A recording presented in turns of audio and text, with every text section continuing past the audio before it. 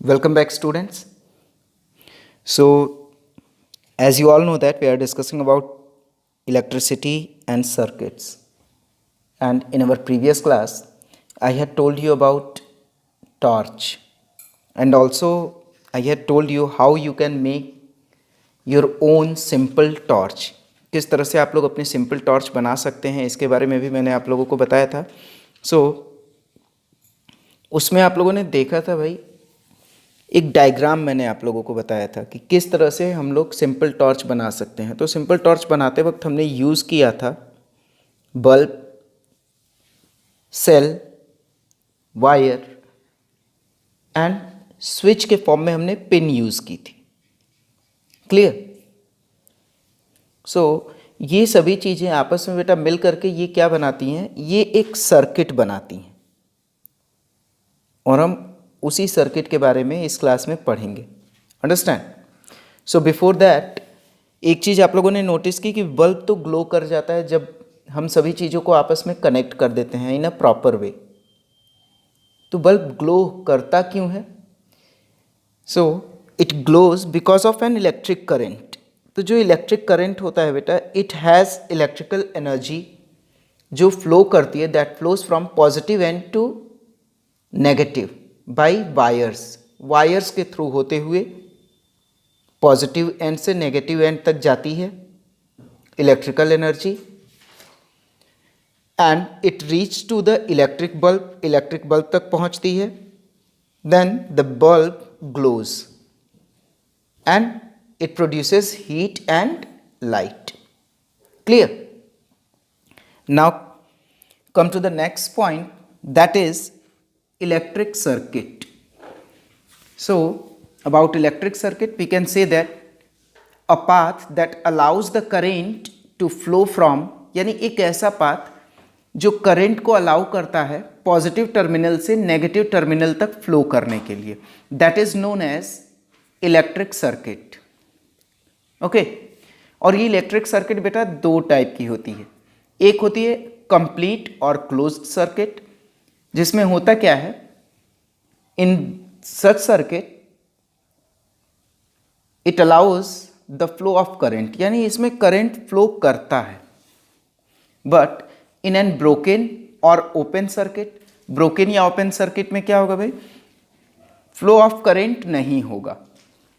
It means a circuit that do not allows the flow of current, we can call it as broken or open circuit.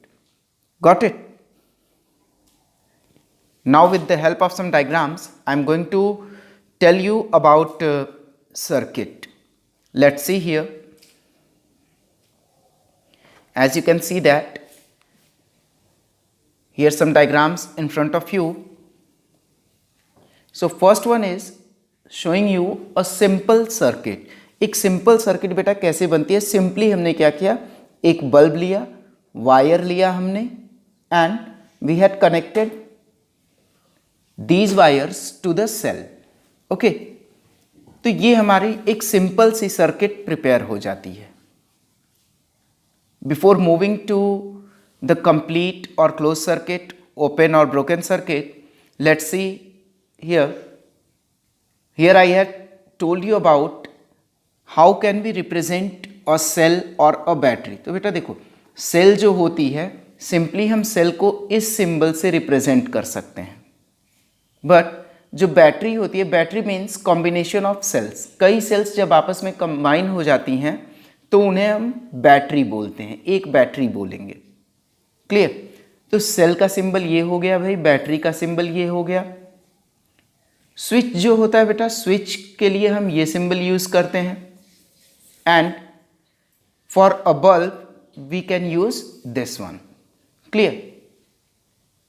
Now we are going to represent an open circuit and a closed circuit with help of these symbols. Got it?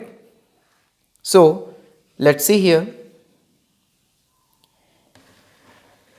This is the diagram of an open circuit and a closed circuit.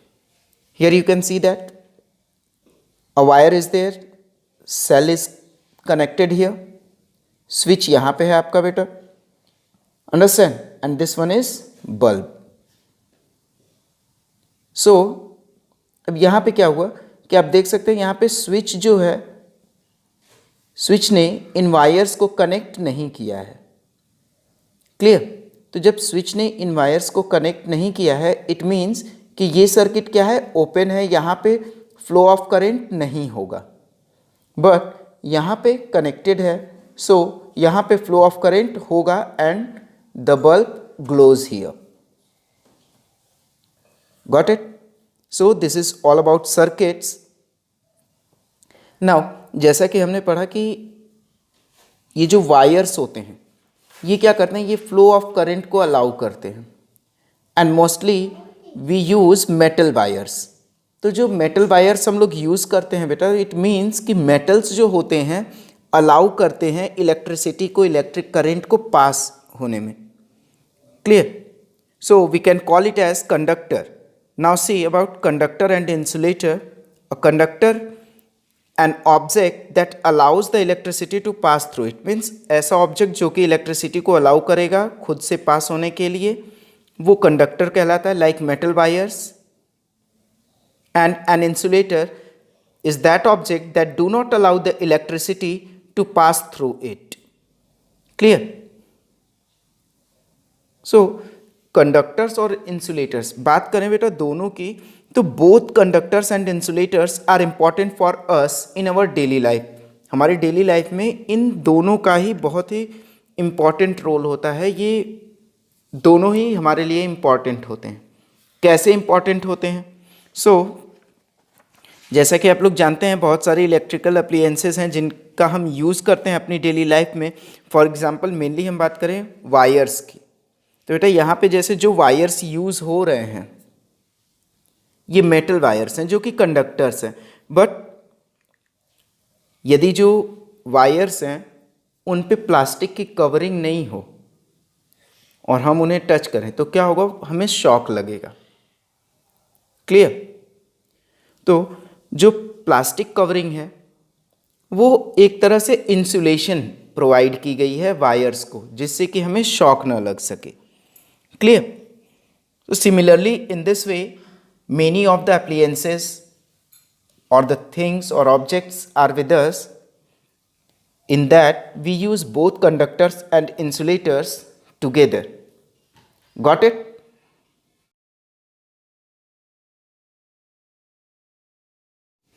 So इसी तरह से बेटा हम लोग बात करें जो plugs हम लोग यूज़ करते हैं वो बैकलाइट से बने होते हैं. मीन्स एक इंसुलेटिंग मटेरियल होता है जिससे कि उनको बनाया जाता है. क्योंकि बेटा अगर हम लोग without plugs we are going to use the wires, naked wires, then it may provide us a shock.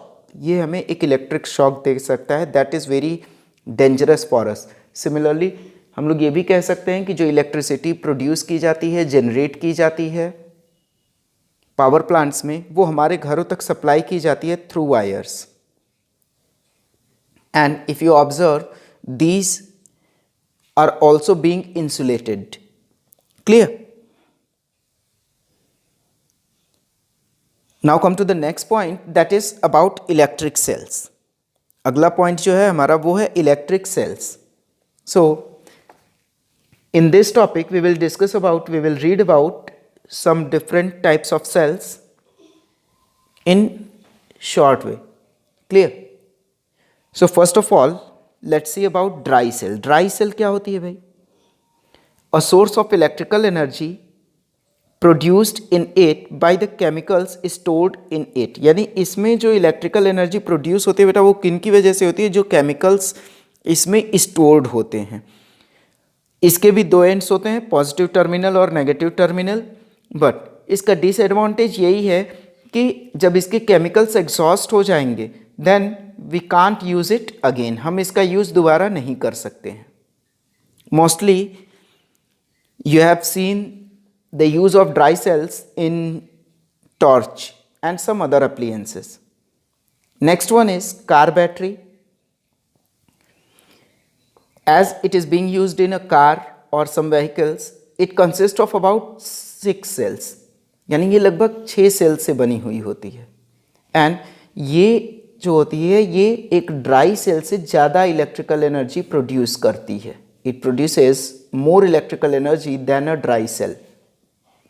And the most important thing is that we can use it again and again by charging. हम इसे charge करके वापस use कर सकते हैं. Next one is a button cell. Button cell होता है भाई अ बटन साइज सेल. ये बहुत ही छोटी होती है, एक बटन के साइज की होती है और इसका यूज़ हम मेरा मोस्टली करते हैं जैसे रिस्ट वॉचेस में आप लोगों ने देखा होगा, और कुछ जो छोटे मोटे एप्लीएंसेस होते हैं उनमें हम लोग करते हैं. किसी किसी एप्लीएंसेस में 2, 4, 6 ऐसे यूज़ होती हैं ये.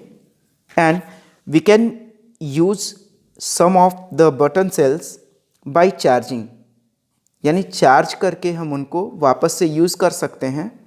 बट कुछ ऐसी भी होती हैं जिनको कि हम लोग एक बार यूज़ करने के बाद थ्रो कर देते हैं. अंडरस्टैंड? क्योंकि उनको हम वापस चार्ज नहीं कर पाते. Next one is a solar cell. Solar cell it convert solar energy into electrical energy. ये क्या करती है भाई? सोलर एनर्जी को इलेक्ट्रिकल एनर्जी में कन्वर्ट करती है. और यदि हम एक सोलर सेल्स का कॉम्बिनेशन यूज़ करना चाहें तो we can call it as a solar panel. और बेटा सोलर पैनल से इतनी एनर्जी प्रोड्यूस हो जाती है कि वी कैन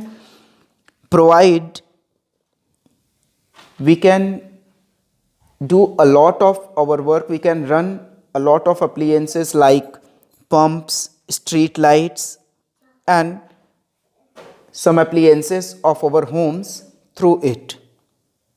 और इसके बारे में ये बता दिया जाए कि जो हमारी सैटेलाइट्स होती हैं, ह्यूमन मेड सैटेलाइट्स जो आउटर स्पेस में है बेटा, तो उनमें भी सोलर पैनल्स होते हैं जो कि उनको एनर्जी प्रोवाइड करते हैं, इलेक्ट्रिकल एनर्जी प्रोवाइड करते हैं. So students, this is all for this class and we will meet again in our next class with some new topics. So thank you and have a nice time.